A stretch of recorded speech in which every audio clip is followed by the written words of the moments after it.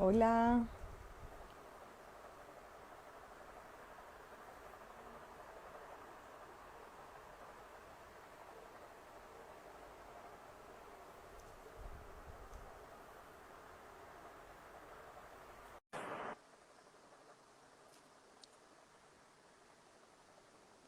Por acá estamos esperando. ¡Hola!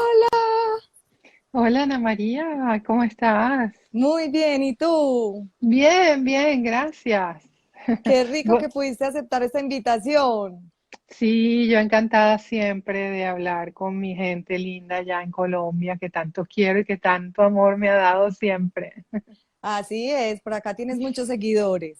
Sí, sí, yo quiero mucho Colombia. Cada vez que voy para allá voy con muchísimo gusto, porque han sido experiencias maravillosas, el trato de la gente increíble, me hacen sentir mejor que en casa. Ay, qué tan bueno, qué tan bueno. ¿Y te gusta la comida de acá? ¿Te gusta todo? Me encanta la comida colombiana, el sol colombiano, los paisajes colombianos, la gente en Colombia. La verdad, no tengo nada malo que decir de Colombia, todo lo contrario. Qué tan bueno, no, por acá siempre serás bienvenida y bueno, esperemos a que acabe esta pandemia para que podamos volverte a tener personalmente, porque de verdad que disfrutábamos, pues yo tuve Sí, la oportunidad de estar contigo en una de tus charlas y espectacular. Nos sí, dejas muchos espera. aprendizajes. Gracias, gracias. Sí, esperemos que pronto las cosas se ajusten como para que nos permitan pues reactivar todo este tema de la gira que quedó pendiente en abril del año pasado. Ay, Justo en sí, abril, en sí. abril, sí, yo vi. Sí. Mm. Bueno, qué rico nuevamente tenerte por acá. Te cuento que, bueno, que por acá se están conectando muchas personas. Live de todas formas queda grabado porque de todas formas es un horario muy disparejo Mm, allá y acá. mm, Y acá está la gente apenas llegando, como terminando de almorzar, ya ok. volviendo a engancharse en sus trabajos. Algunos que están desde la casa, claro que me han escrito varios que van a poder estar, también les gusta mucho este horario, entonces bueno, yo nunca me preocupo si se conectan muchos o pocos, porque yo sé que siempre están viendo y me sirve muchísimo como material para mis pacientes, para futuras preguntas. Ha sido pues como un espacio muy chévere para nutrir a mis pacientes y a las personas que asesoro y acompaño en esto de la crianza en todos sus procesos. Entonces, bueno, me parece maravilloso tener este espacio. Desde el año pasado había estado pensando en llamarte, en contactarte. Quiero que empieces entonces por presentarte, por contarnos un poquito sobre ti, desde cuándo te empezaste a meter como con todo esto de la crianza, por qué llegaste ahí, quién es Berna. Cuéntanos un poquito sobre ti. Vale, yo tengo más de 20 años en esto. Sí. Sí, empecé hace mucho, mucho. ¿Cómo empezó todo esto? Haciendo un camino de indagación personal, de autoconocimiento.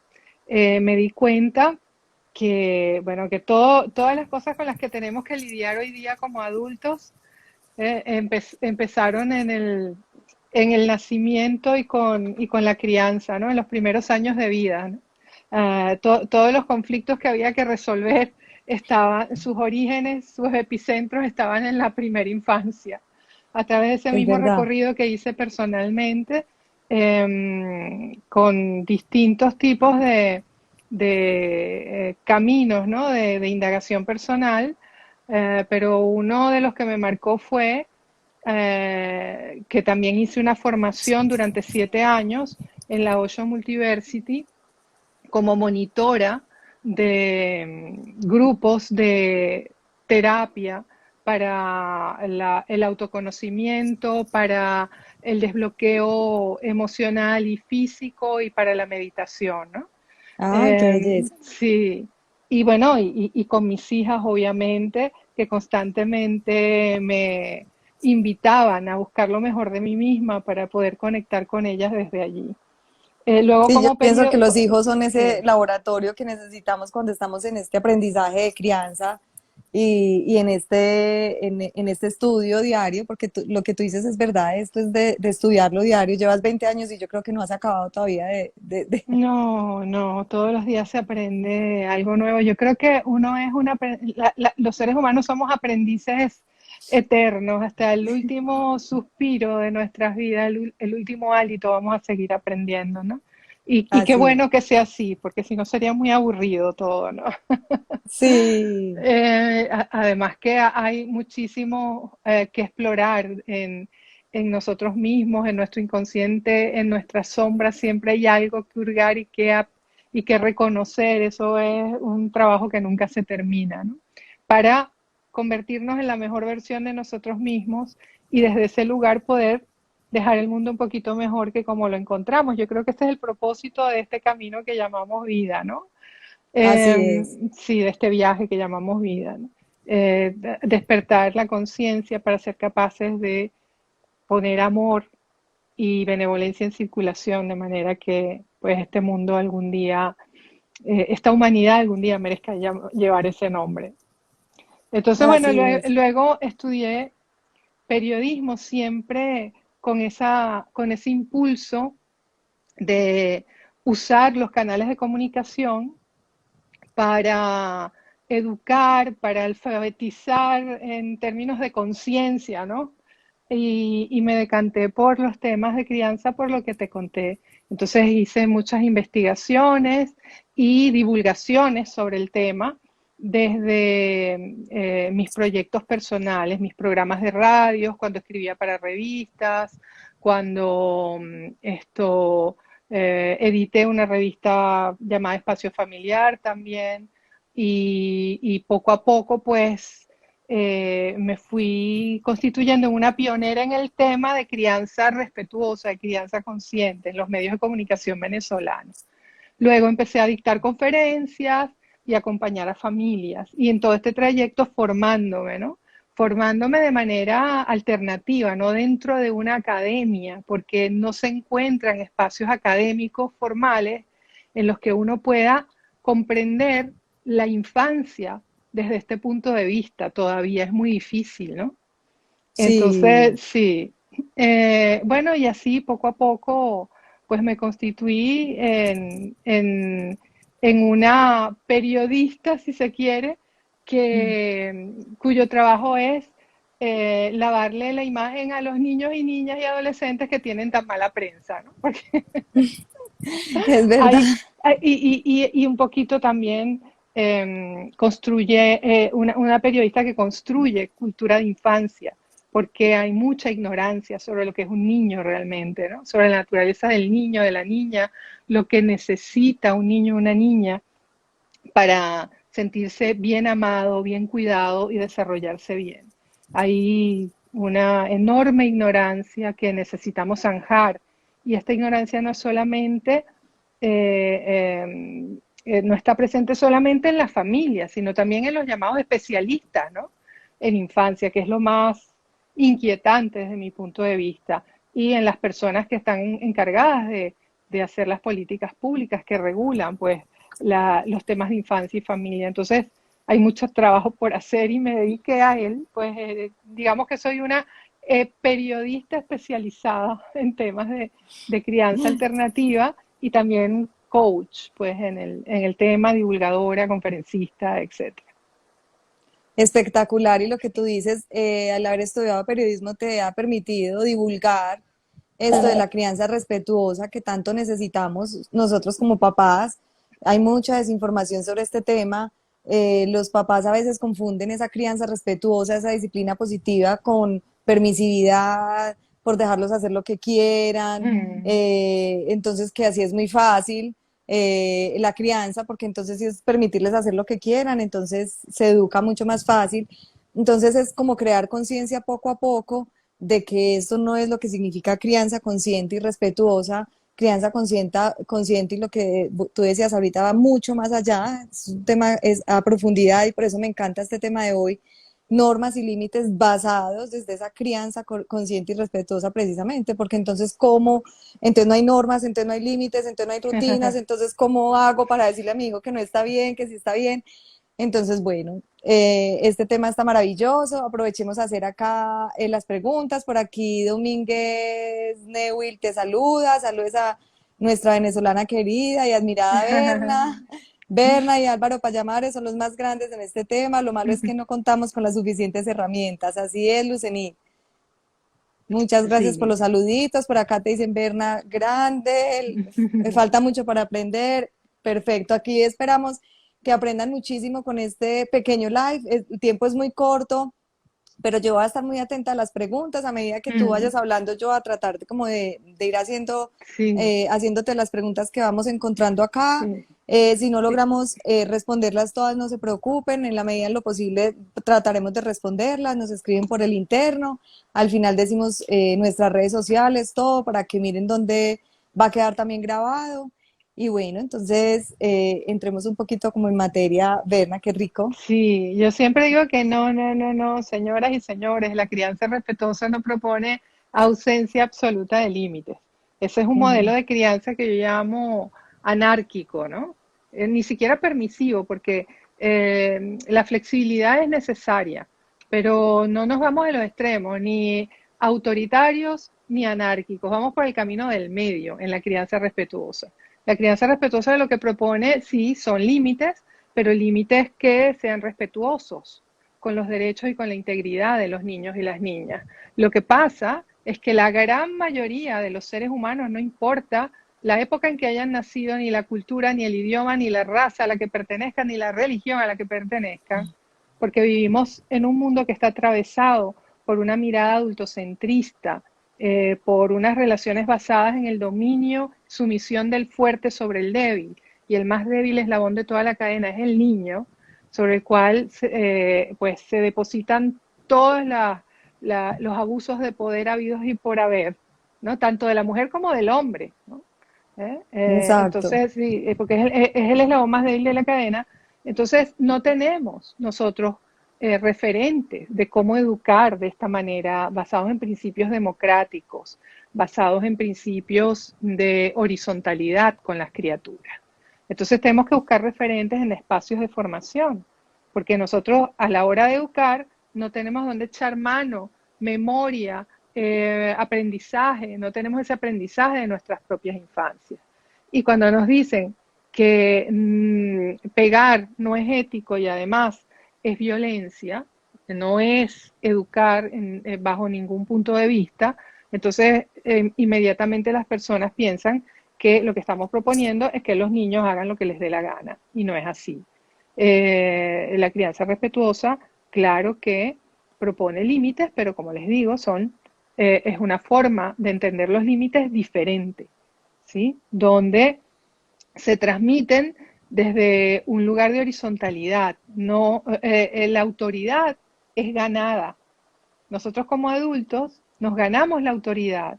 El niño nos otorga la autoridad, no la imponemos a través del miedo, la represión, los castigos, las recompensas, sino que establecemos un vínculo de confianza, establecemos relaciones de empatía, establecemos canales de comunicación abiertos, intimidad emocional con nuestros niños, y así ellos confían en nosotros y nos otorgan la autoridad, respetándoles, escuchándoles, respetando su integridad como persona, propiciando la confianza para que el niño venga y nos cuente y sepa que estamos para ellos en cualquier momento, para lo que necesiten, ¿no? Entonces, de esa manera el niño nos respeta y el niño nos hace caso y el niño confía en nosotros y sabe que nosotros somos autoridad en el sentido del término, que tiene que ver con aquella persona que sabe de lo que habla, ¿no?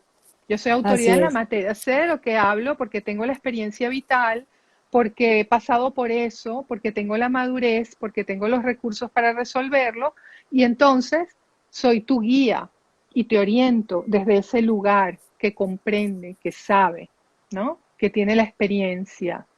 Entonces el niño reconoce que yo sé de lo que hablo, que le pido cosas desde un lugar de respeto, que le pido, que le transmito límites que no son arbitrarios, que son límites razonables, que tienen sentido y me otorga la autoridad. Lo que pasa es que esto sí que toma trabajo, esto sí que toma tiempo, esto sí que toma esfuerzo, ¿no? Inversión de tiempo, de esfuerzo, de conexión, de formación para buscar las herramientas necesarias para poder hacerlo de esa manera. Y es Y más ser muy fácil consistentes. y ser consistente, porque pegar cuatro gritos y asustar al niño para que haga lo que yo quiero es lo más fácil, pero los resultados son terribles por un lado y aunque no lo fueran, no es ético, no es ético y hay cosas que no se hacen simplemente porque no son éticas al margen de que den o no den resultados. Son Y resultados a corto plazo. sí, son resultados a corto plazo y bueno, que no son éticos, pues, porque no Exacto. andamos por la vida maltratando a la gente para que haga lo que tiene que hacer. A corto Eh, plazo funcionan, es decir, funcionan con respecto a lo que yo estoy pidiendo en ellos, pero a largo plazo genera un montón de de situaciones a nivel consecuencias, emocional que sí. tenemos que resolver después. Por acá incluso hay dos preguntas sobre esto. Dice Suriyen que su hijo de 3 años, casi 4, es muy llorón, no le hace caso y ella pierde la paciencia muy rápido, que la crianza fue horrible, la crianza de ella fue horrible. Ujú. Y Giselle también dice, mi hija no me escucha, simplemente se niega a seguir instrucciones, aunque lo haga con respeto, tiene 4 años y medio. Es que depende, hay que mirar, mira, las causas del comportamiento de los niños antes de buscar una receta para modificar esa conducta. Siempre tenemos que atender la causa. Igual que cuando tenemos una neumonía, no tomamos un medicamento para la tos y para bajarnos la fiebre para curarla. Miramos a ver qué provoca la neumonía y qué tratamiento necesita. ¿Verdad? Porque la tos y la fiebre son síntomas, no es la causa de la neumonía. Entonces el comportamiento del niño es un síntoma, hay que mirar qué hay atrás. Y hay tres causas por excelencia que explican el comportamiento de los niños. En primer lugar, su momento madurativo, su etapa madurativa. El niño puede comprender o no determinadas cosas, está preparado para integrar o no un límite, ¿no? Su madurez le permite gestionar o no de una forma más elaborada las emociones como la puede hacer una persona adulta, está en una etapa de autoafirmación en la que siempre quieren ver hasta dónde llegan, poner en práctica su autodeterminación, su acción de dominio con el entorno, como es justo la etapa de los 3, 4 años, 2, 3, 4 años, que es donde se dan los famosos berrinches, por ejemplo. Entonces hay que mirar si se trata de un mal comportamiento o un comportamiento propio de la edad. Entonces no estamos hablando de un mal comportamiento. No es que el niño sea grosero, es que el niño es un niño y así es como él puede gestionar su experiencia y así es como él Así es. puede manifestar sus deseos. No ha todavía madurado lo suficiente para, digamos que, depurar su capacidad empática hasta los 5, 6, 7 años, más allá de la primera infancia. Entonces le cuesta mucho entender cuando dice algo de una manera que eso te puede molestar o no. Lo dice simplemente porque es niño, porque desde ese lugar de inmadurez es lo que puede hacer. Entonces tenemos que comprender, yo por eso siempre aconsejo o sugiero a los padres que se formen en etapas madurativas antes que hacer una formación en límites. Es importante comprender las etapas madurativas y qué podemos esperar o no en el comportamiento de los niños. Esto es un Sí, yo módulo que yo también, tengo yo también cojo integrado, eso como sí, base. sí, siempre en mi formación crianza respetuosa es el primer módulo, Qué etapas bien. madurativas, sí. Y luego vemos límites y disciplina, ¿no? Otra cosa que explica el comportamiento del niño es en la interacción. Hay que mirar el comportamiento del niño a la luz de la interacción con el adulto de referencia. Somos muy represivos, somos violentos con los niños, incluso de una manera que no podemos registrar porque llevamos tan internalizada que ni nos damos cuenta. Estamos constantemente poniendo cortapisas al deseo del niño, a los movimientos del niño, a las necesidades del niño, para que nos complazca. Entonces el Ujú. niño se carga de frustración y luego manifiesta de una manera excesivamente rebelde u oposición o con oposición. eso que le estamos pidiendo. El niño está pasando por una situación de estrés también, entonces ahí vamos a la tercera causa, que sería las circunstancias que rodean al niño, ¿no? Está pasando por una situación de estrés porque nació un hermanito, una hermanita, y está pasando por una crisis de Ujú, los llamados celos infantiles, está ujú. pasando por un proceso de escolarización prematura, sin el debido acompañamiento de una integración respetada, estamos alterados o con los ánimos caldeados en casa, porque estamos pasando por una situación estresante y el niño navega en las mismas aguas emocionales que nosotros y también las tiene picadas como nosotros. Estamos nosotros demasiado estresados, enfocados en nuestras propias preocupaciones y desconectamos con el niño. El niño nos ha estado pidiendo lo que necesita, no llega a nuestro radar y entonces cuando se porta mal, llora, grita, ahí sí nos damos cuenta que nos está pidiendo algo y pensamos que se está portando mal. Todo eso lo tenemos que revisar antes que decir que el niño no me escucha, no me sigue las instrucciones, no me hace caso o es un grosero. ¿Sí? Así es. Porque el comportamiento del niño no es malo ni es bueno, simplemente comunica su estado de ánimo, comunica lo que le está pasando. Si el niño está equilibrado, está bien, dentro de las posibilidades de su edad, se va a comportar de manera equilibrada. Tampoco podemos esperar que un niño en la primera infancia esté tranquilo, haga siempre caso, no se mueva mucho, coma todo lo que le pedimos, a la hora que le pedimos, porque caramba, imagínense nosotros como adultos, tuviéramos a alguien detrás diciéndonos cada 5 minutos lo que tenemos que hacer con nuestra vida, cuándo tenemos que comer, cuándo tenemos que dormir, a qué trabajo tenemos que ir o no, qué ropa nos tenemos que poner, cuántas veces tenemos que decir perdón y sentarnos y quedarnos calladitos.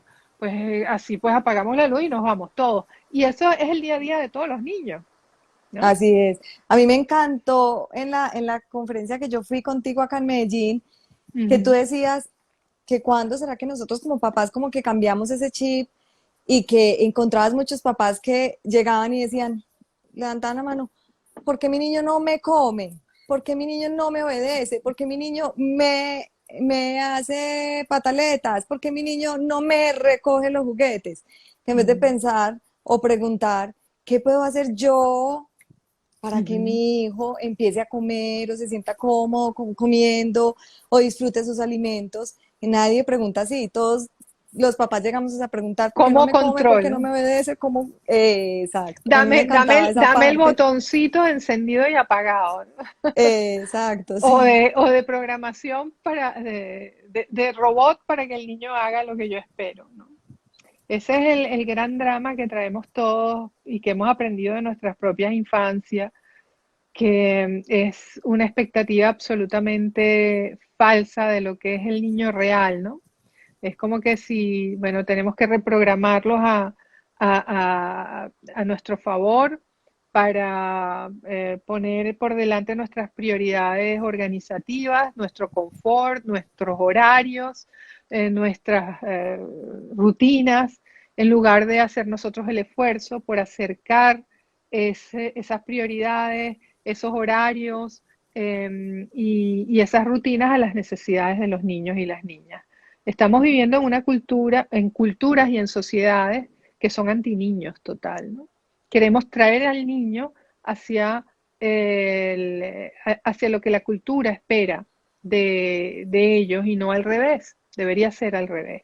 Porque los niños son pequeños, son inmaduros y necesitan que seamos los adultos los que hagamos el esfuerzo para adaptar este mundo de manera amable a sus necesidades y no al Ujú. revés.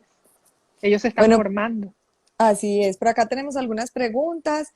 Bueno, por acá dicen que necesitan pues como ya las herramientas y saber qué hacer, pero ya les dije que tranquilos, que para allá vamos más lueguito, que esa pregunta la vamos a responder. Vamos a responder por acá, dice Iliana, ¿y qué pasa cuando no otorga dicha autoridad y el niño, cuando no otorga dicha autoridad al niño y ya es constante que no haga caso? Pues no sé, Y otra persona preguntaba también como que ya cuando lo hiero, cuando lo reprendo, qué hacer para manejar esa situación y reparar como ese daño. Una vez que ya se ha cometido el error, reparar el daño, primero es darse cuenta del daño que hemos cometido y luego buscar la manera o buscar los recursos para hacerlo de otra manera, buscar ayuda para hacerlo de otra manera en espacios de formación para aprender herramientas alternativas, de acompañar a nuestros hijos en el proceso de educación y de límites y de transmisión de límites y normas y, y pedir disculpas, por supuesto. Hablar claramente, hijo, perdóname, no debí gritarte, tú no debes permitir ni que yo ni que nadie lo haga, eso está mal, estaba alterada, perdóname, estoy haciendo lo mejor que puedo para cambiar, intentaré evitar que esto vuelva a pasar, ¿no? Hablar y explicar lo que ocurrió y pedir disculpas. Ahora, cuando me dicen qué hago cuando ya esto se vuelve repetitivo y el niño una y otra vez se niega a hacer y responde mal y no acata instrucciones, mira, hay que ver qué estamos haciendo exactamente nosotros los adultos más que el niño, ¿no? Como les explicaba en un principio. Indaguemos a ver qué es lo que está pasando en ese contexto particular, porque es que yo no puedo dar una respuesta única para todo el mundo. Cada niño es único, cada vínculo es único y cada situación o ecología particular familiar también va a requerir una respuesta hecha a la medida. Entonces yo tengo que ver qué edad tiene el niño, cómo estamos pidiéndole al niño eso que le estamos pidiendo y que él se está negando, cuáles son las circunstancias que rodean al niño, ¿sí? Para poder dar más o menos una respuesta hecha a la medida. Pero en general, los niños en primera infancia, hasta los 5 o 6 años, pero sobre todo de 0 a 3 años, la manera en que logramos que cooperen, digamos que la forma de comunicación activa para que los niños cooperen es el juego, la fantasía, la imaginación. Usando esos recursos, el niño va a querer cooperar. Un ejemplo concreto, si el niño está jugando en su habitación con sus juguetes, porque además los niños en esas etapas están en el placer, están donde se sienten bien, están aquí y ahora, no comprenden muy bien la relación del ayer, del mañana, su relación espacio-temporal es directa con la experiencia, están aquí ahora. Entonces, si tú les dices, vámonos a bañar, los vas a sacar de un sitio donde están felices, tranquilos, están pasándolo bien, a otro lugar a donde no quieren estar. Entonces te lo tienes que llevar ¿cómo? Bueno, con placer, con juego, con fantasía, contándoles un cuento, proponiéndoles un juego. Vamos a saltar en una pierna y vamos a ir aplaudiendo y cantando tu canción favorita hasta la ducha. Y te lo llevas jugando, contándole un cuento, inventándote una historia de su héroe favorito y te lo llevas volando como si él fuera el héroe y aterriza en la ducha. Esa es la manera de comunicarnos con los niños pequeños para que cooperen. Otra forma, si va a hacer algo que supone un riesgo para el niño o que no queremos que haga, para evitar un conflicto, lo que podemos hacer es distraerlo, ¿no? Decir, en lugar de decirle no, se toca el enchufe, le podemos decir, oh, mira esta pelotita qué bonita, ven, vamos a lanzarla, ven, vamos a jugar. O mira el perrito cómo mueve la colita, vamos a verlo por la ventana, mira cómo la mueve, parece un helicóptero, va a volar, va a volar. O le inventamos una historia, lo llevamos de ese presente, de ese foco de atención presente a otro foco de atención interesante que lo desvíe de de esas ganas de ir a hacer algo que no puede hacer. Y así nos evitamos el conflicto. Yo les digo, por ejemplo, muchas de esas familias que tienen niños entre los 0 y los 4 que todavía no leen, todavía no conocen muy bien las letras, que cojan un libro, pues si no son tan creativos como para inventarse el cuento de ellos, pues que cojan un libro y basados como en un cuento que esté ahí real, empezar a impactar en esos valores que nosotros como familia queremos formar. Entonces, estoy viendo un niño muy irrespetuoso, que le cuesta un poco respetar las cosas de los demás o a los otros niños, ya que la guardería me están diciendo, pues cojo un libro y le cuento una historia de un osito que no respetaba a sus amigos o que no respetaba en el colegio y ellos empiezan a sentir identificados. Lo mismo con el juego de roles o con los títeres, los que son títeres de deditos o los que son títeres metiendo así la mano y hacemos un juego de roles corto en la casa, papá y mamá, pues ahora con pandemia mucho más porque tenemos que ser un poquito más recursivos Y Sí, ellos aprenden mucho a través de esto, o sea, de que sí. se sienten identificados con otros. Ah, también le pasó a Losito, me puede pasar a mí. Ah, mi papá, mi mamá también les pasó. O sea, que se empiecen a sentir identificados con esas pequeñas historias y les ayuden a movilizar un poco esas Sí, emociones. sí, sí. El juego libre, los cuentos, todo eso ayuda a los niños a elaborar la experiencia que se tragan sin digerir, ¿no? La forma de ellos elaborar esa experiencia que viven es a través de la fantasía que puede mediatizarse con la lectura de un cuento o de un juego como el que tú estás explicando, con títeres, etcétera. Claro que sí.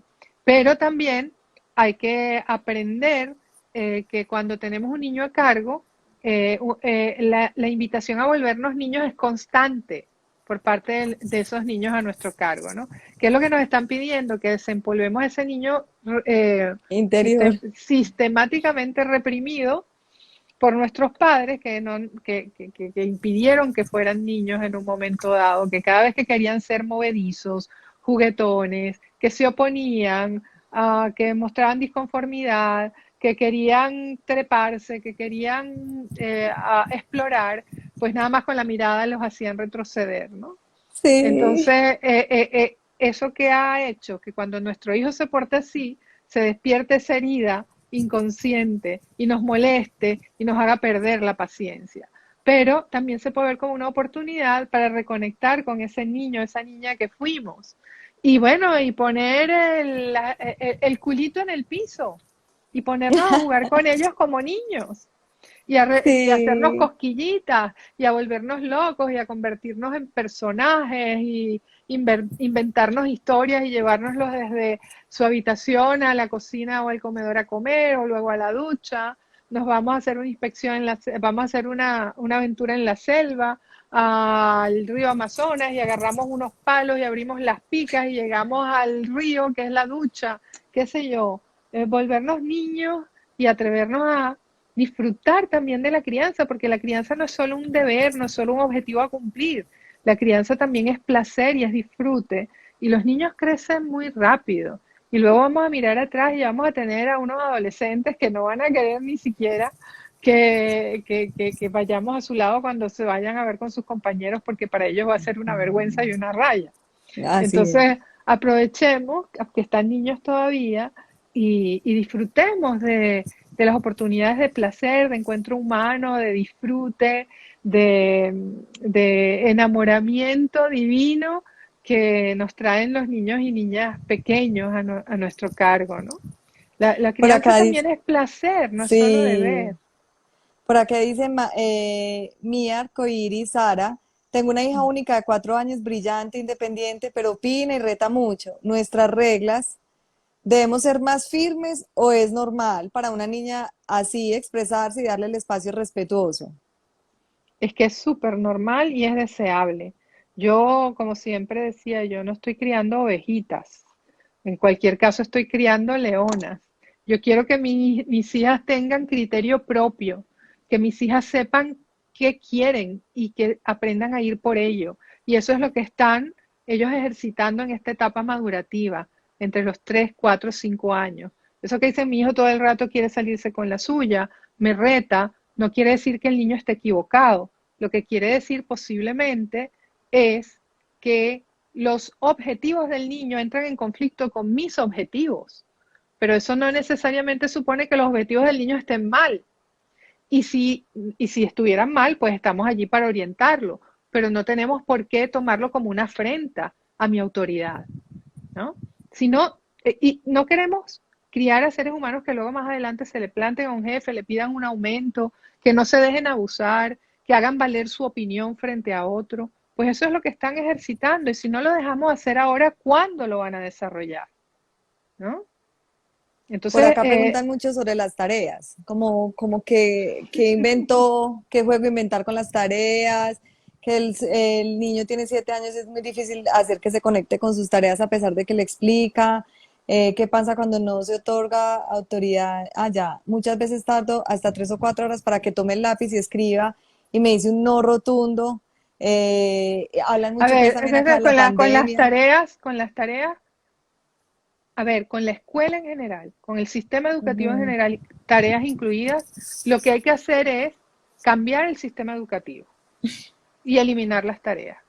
No hay que forzar al niño a hacer tareas. Y esto está súper demostrado que las tareas lo único que hacen es quitarle tiempo de juego libre al niño, que realmente es lo que necesita para su desarrollo, que las tareas escolares, que además son indiscriminadas, porque no es que es una tarea precisa para un niño en particular que necesita desarrollar una habilidad concreta, sino para todo el mundo igual, todos los días, horas y horas de martirio para las familias y para los niños que deberían ser invertidas en el desarrollo de juego libre, para que tengan espacio para ser niños, para que tengan espacio para desestresarse a través del juego o simplemente no hacer nada.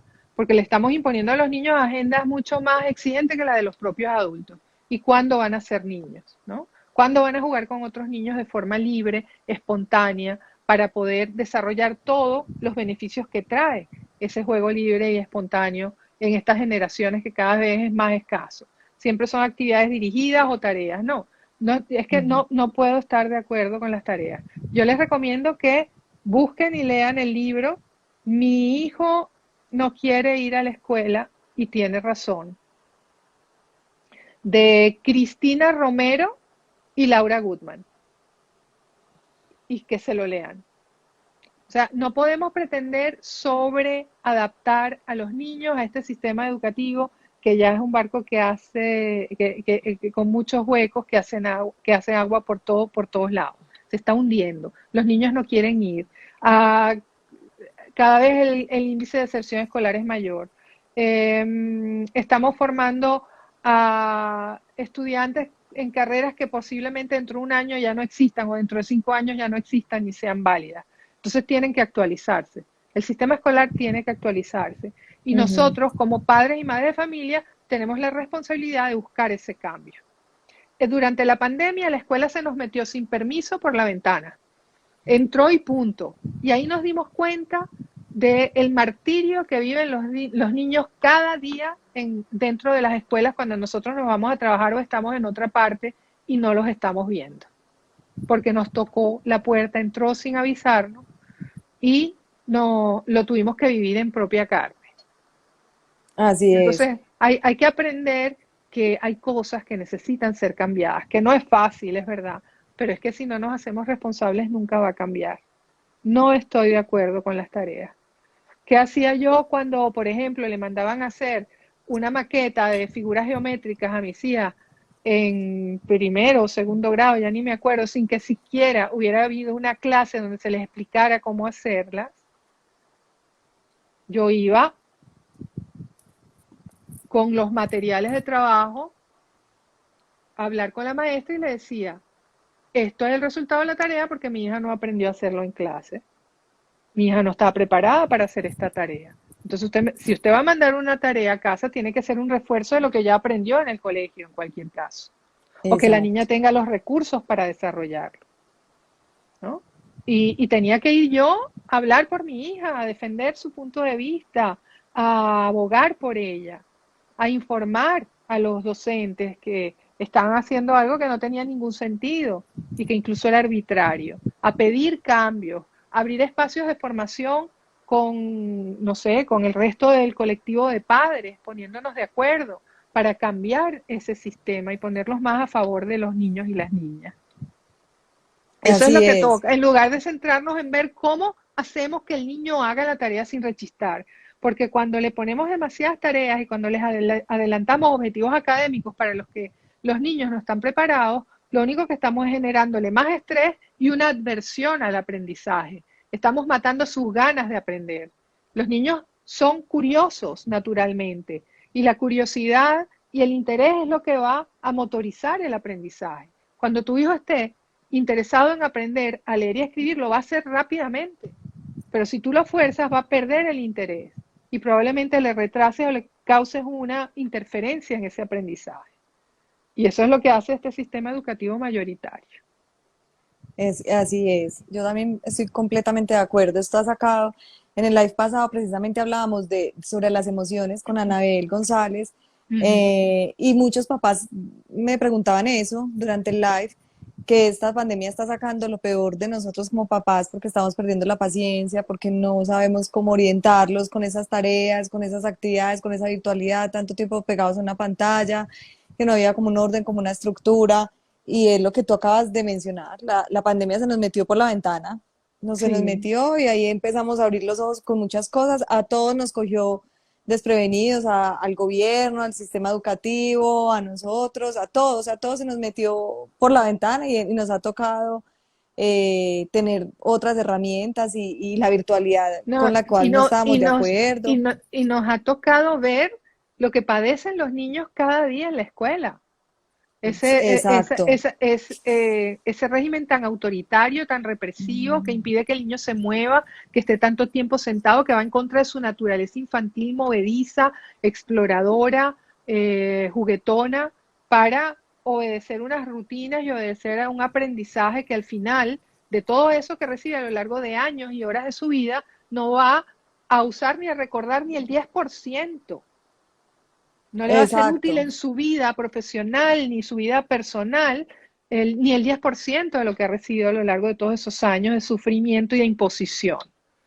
Entonces no tiene Exacto. sentido. No me pregunten cómo hacer, porque no les voy a dar una respuesta de cómo hacer Es, para que el niño se adapte a eso que no tiene nada que ver con un sano desarrollo y un sano exacto. aprendizaje. Lo que hay es que cambiar el paradigma, que no es No, es que si uno se fácil, va a las etapas pero de hay que... Piaget, lo que dice Piaget en las primeras etapas es que el niño aprende a través de las relaciones interpersonales y a través del medio ambiente, de la naturaleza y de las relaciones con el otro. Entonces, desde Así. ahí ya no se está cumpliendo. Metidos dentro Entonces, de un aula, 20 niños mirándose la espalda todo el día y recibiendo y acatando instrucciones y un conocimiento que inyectan desde afuera y no que surge desde adentro el interés para aprenderlo, es que lo estamos haciendo todo muy mal, muy mal. Eso es un sistema educativo que se creó hace 200 años para cuando surge la industrialización y ya está muy obsoleta, ya hay que ujú, cambiarla, hay que crear nuevas formas de transmitirle a los niños la enseñanza, o mejor dicho, de que ellos despierten el interés para asimilar esos aprendizajes y esas experiencias, ¿no? bueno, entonces por acá había también otra pregunta con respecto entonces cómo tener una consecuencia frente a ese mal comportamiento, que ya nos aclaraste que no es que se porten mal, sino que de acuerdo a su etapa del desarrollo hay comportamientos que son completamente normales, porque Mm. muchas veces los papás también dicen, pero es que vea, pues, sobre todo cuando son adolescentes, y por ahí también había otra pregunta de qué hacer con esos niños mayores de 10 años. Ya le quité el iPad, ya le quité el Play, ya le quité el balón, ya le prohibí ir donde los amigos. ¿Qué más le quito? Nada le duele, nada le duele. Y yo ya he intentado con esto, con esto, con esto. O qué más le quito, que es que yo lo castigo y lo castigo y sigue, parece como que no me entendiera o que me está desafiando.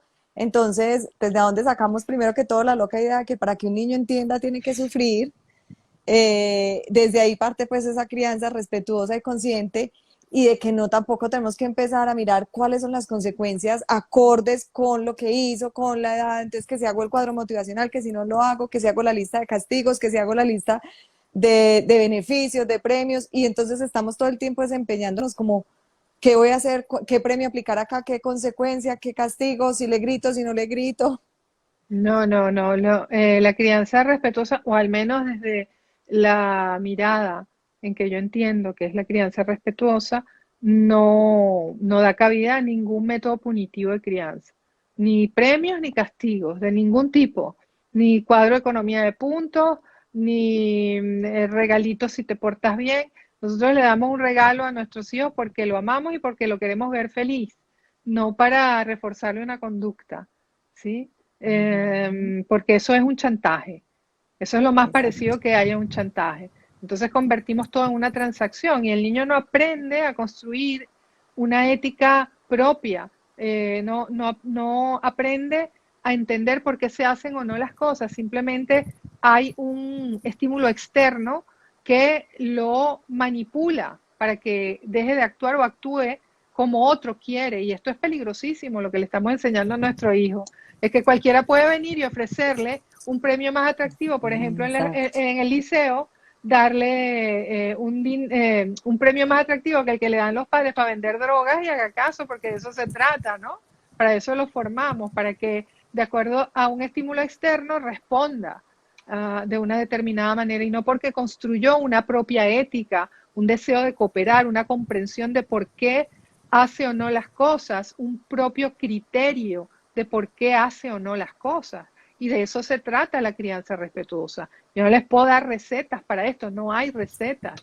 Hay que Exacto. comprender que se trata de un nuevo paradigma y que hay que entender ese paradigma. Y por supuesto que hay que analizar distintos aspectos, ¿no? Hacernos preguntas.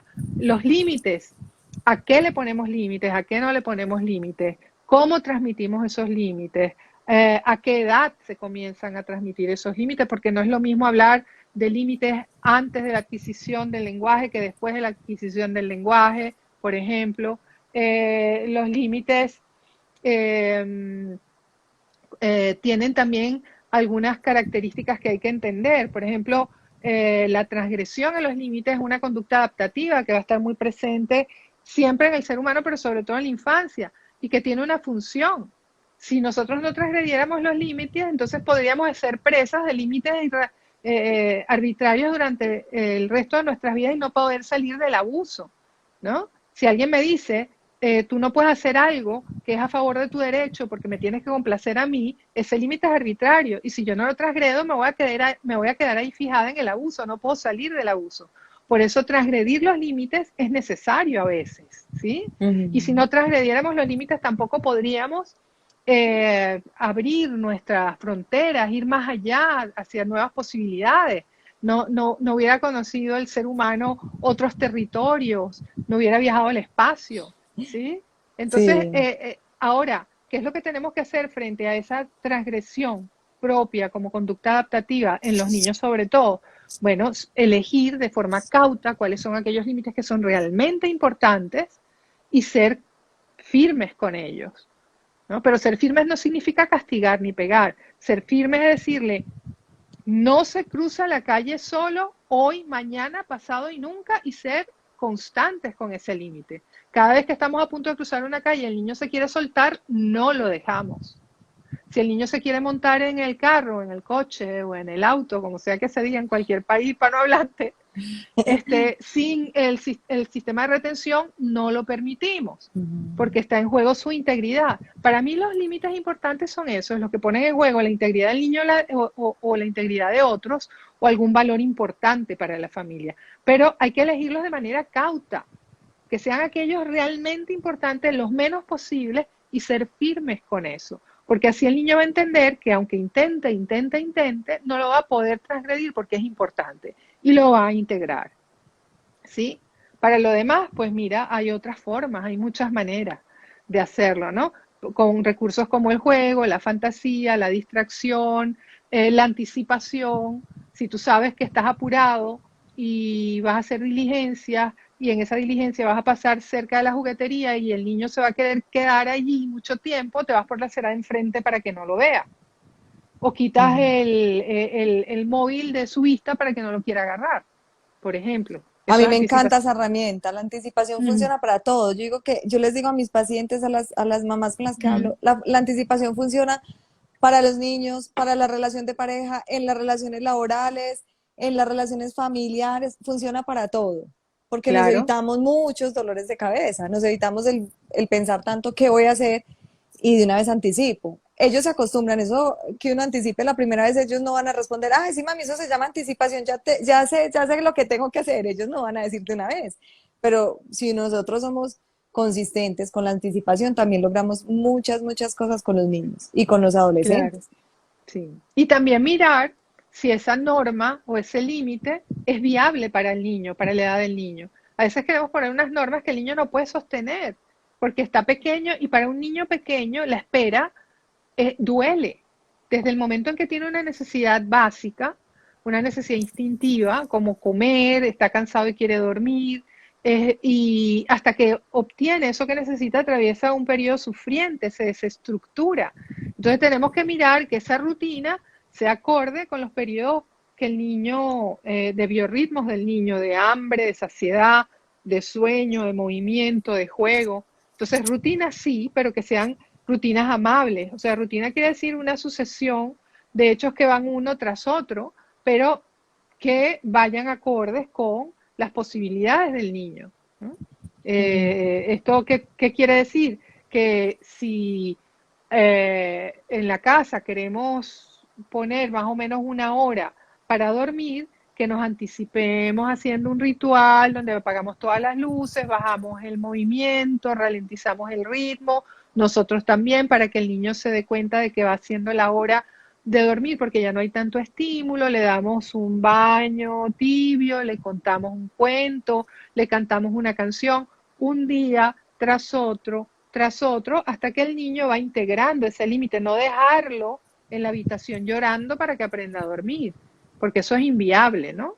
Y entender que el niño, en la medida en que va creciendo, puede ir cambiando esos biorritmos. De repente puede adelantar la hora de sueño, la puede atrasar. Entonces nosotros estar bien conectados con el niño para entender sus señales y poder adaptar esas rutinas a esas señales del niño también, ¿no? Ah, pues ahora el niño le está dando sueño más temprano porque se pone muy fastidioso y se llega a irritar antes de que lo lleve a dormir, pues adelanto la rutina una hora más, antes, anticipo y me adelanto para evitar eso. O sea, tienen que ser rutinas que estén adaptadas y que sean viables para las necesidades propias de cada niño, ¿sí? Y también para las necesidades propias de cada familia. Yo también les digo Y acá de mucho, cada familia. los valores que tú quieres inculcar como familia, pues yo no, porque a veces le dicen, pero dígame una lista de valores que yo tengo que inculcar en mi casa, los valores que tú quieres como familia, las normas que tú quieres como familia, las rutinas que tú quieres que se conviertan en hábitos. Hay unas que no son negociables, como lo que tú decías ahora, pues cruzar la calle no es negociable, lavarse los dientes, pues hay muchas rutinas que Sí, se convierten en eso hábitos. sí, pero también hay que tener en cuenta que es otra característica de los límites, es que las personas tenemos un límite para acatar límites, ¿sí? No podemos Ujú, estar limitando todo, poniéndole cortapisas a todo. Límites es, sí, pero los necesarios nada más. Seamos muy eso. cautos, por favor, a la hora de elegirlos, porque tenemos un límite para integrar límites. No podemos llenar Sí, la vida del niño de límites y de rutinas, porque lo agobiamos, le generamos exceso de represión, y el niño va a terminar respondiendo, se va a convertir eso en un boomerang.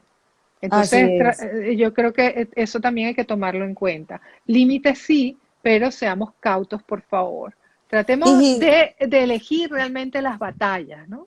Si son realmente importantes o no, ¿no? Que si el niño no se quiere peinar y va a ir con los pelos así un poco alborotados, bueno, realmente eso supone un riesgo para su salud, eso supone un riesgo para no sé, para la integridad propia o de otros. No, entonces es más bien un tema de vergüenza mío por el que dirán, pero cómo va peinado o es, no. Entonces, miremos bien que se puedan deponer las batallas innecesarias, porque si no, no vamos a salir de una guerra constante en el hogar, ¿no? Ya van a la ropa, crecer, ya van a exacto. madurar y ya van a poder entender más el sentido de la realidad, y adaptarse un poco mejor a estas normas y estas reglas del mundo adulto, siempre que sean razonables, ¿no? Y sean viables. También Gise nos dice, porque ya estamos terminando, Uh -huh. que cuando hay un trastorno, un diagnóstico ya definido en un niño, los límites y las normas, cómo funcionan dentro del hogar, cómo se pueden Yo creo que poner los límites. no, el respeto es el mismo. La Exacto, mirada hacia la infancia es la misma, no importa que el niño tenga un trastorno o no. Siempre exacto. tenemos que buscar la vía más respetuosa posible y más adaptada a la particularidad de cada caso. Por ejemplo, un niño que tiene, no sé, un trastorno le puede costar un poco más llegar a integrar un límite y requiera de unas vías que exijan más demanda de tiempo, de paciencia, pero lo va a lograr en un momento dado. Entonces, a cada caso hay que buscarle una respuesta hecha a la medida, pero siempre orientados por el respeto y por la regla de oro que dice no hagas al otro lo que no te gustaría que te hicieran a ti, básicamente, ¿no? Pues Así es. ese es un principio que siempre debemos llevar a la mano, ¿no? Y otro que yo siempre les recuerdo a los papás, a las mamás y a los adultos a cargo de niños, repetir el mantra, mi mantra favorito, el adulto soy yo. El niño es inmaduro, el niño está aprendiendo, el niño no se sabe regular emocionalmente solo, te necesita a ti para regularse. El niño está en el momento de recibir, porque es dependiente. Nosotros como adultos estamos en el momento de dar. Ya somos maduros o se supone que lo somos. Ya tenemos recursos para poder poner en un momento dado pausa a nuestra necesidad, a nuestras reacciones, para poder gestionar nuestras emociones. Y estamos en el momento vital de dar, de ponernos al servicio del cuidado de los niños y no al revés. No pretendamos que el niño comprenda nuestra lógica y nos complazca. Tenemos nosotros que hacer el esfuerzo de comprender la lógica del niño para conectar con ellos y traerlos respetuosamente hacia donde queremos llevarlo. Así ¿Sí? es. El adulto soy yo. Yo Repetir siempre les, una y otra vez ese mantra. exacto, yo siempre les digo pues a las personas que invito a estos lives que me digan una frase para cerrar, pero creo que ya lo acabas de decir con esa frase tan hermosa, el adulto soy yo y repetirlo. Y lo que acabas de decir pues es muy bonito y es lo que yo también trato de tener en cuenta como mamá, como profesional, con mis pacientes, con las personas a las que ayudo, oriento. Por acá preguntan también, bueno, ¿dónde te pueden encontrar? ¿Cuáles son tus redes? ¿Tú también tienes página web o no? Sí, tengo Tienes un blog, ¿cierto? arroba conoce mi mundo y mi blog conocemimundo.com.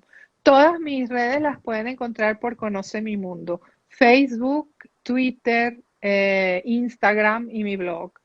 Conocemimundo.com, en Facebook estoy por Conoce mi mundo, en Twitter estoy por arroba conoce mi mundo y en Instagram por arroba conoce mi mundo también. Conoce Perfecto, mi sí. mundo se refiere al mundo de los niños, ¿no? Cómo Ah, piensan, cómo sienten, qué necesitan para eh, sentirse amados, sentirse bien cuidados y desarrollarse bien. Un poco y también construir culturas de adolescentes. infancia. Claro, niños y adolescentes, claro que sí. Ah, bueno, por ahí preguntaban. Y Gise también preguntaba por ahí que si queda grabado acá en Instagram. Y también trato de subirlos al canal de YouTube, a mi canal de YouTube, que es Ana María Barrera Ortiz, así tal cual. Y ahí lo pueden escuchar también muy fácil. Cualquier duda, cualquier inquietud, nos pueden contactar por el interno, pues en la medida que podamos respondemos. Gracias también a todos ustedes por participar, por sus preguntas. Yo creo que quedaron aclaradas todas las preguntas. Yo trataba de irlas evacuando lo más rápido posible, porque pues el tiempo es muy cortico. Y nuevamente será, pues agradecerte a ti. Siempre será un placer escucharte y agradecerte de verdad por este espacio tan maravilloso que nos diste. No, Mi niña, gracias a ti. dice Daya, mi niña es muy desobediente, dice Julieta, gracias, siempre será, eres una de mis más apreciados referentes de crianza. Gracias a todas, chicas. Listo. Gracias a ti, Ana María, por la invitación. Me encantó estar en tu espacio. Espero que esto les haya servido de ayuda. Y bueno, les mando un gran abrazo y que abunden el amor y los buenos tratos en la crianza. Eso es lo más importante. Un abracito desde acá, desde la virtualidad y hasta que nos volvamos Igual. a ver personalmente. Hasta Gracias. pronto. Muchas Chao. gracias. Chao. Bye.